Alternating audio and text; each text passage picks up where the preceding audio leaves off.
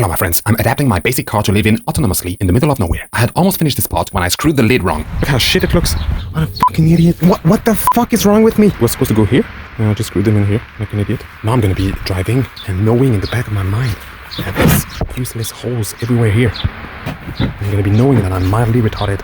This is how it's supposed to go. The part that goes in the trunk is almost completely finished. Just a piece missing here. Ooh. Oh yeah.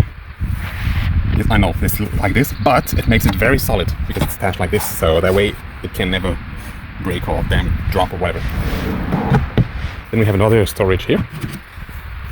Oh yeah, oh massive storage. That's for the cat. Here, the bed attaches, and then here in the back, a bit more storage here. And mini storage here. I'm very happy because it's time to put the trunk box of the CarHouse into the car for the first time now that it's completely finished. And this is not a trash.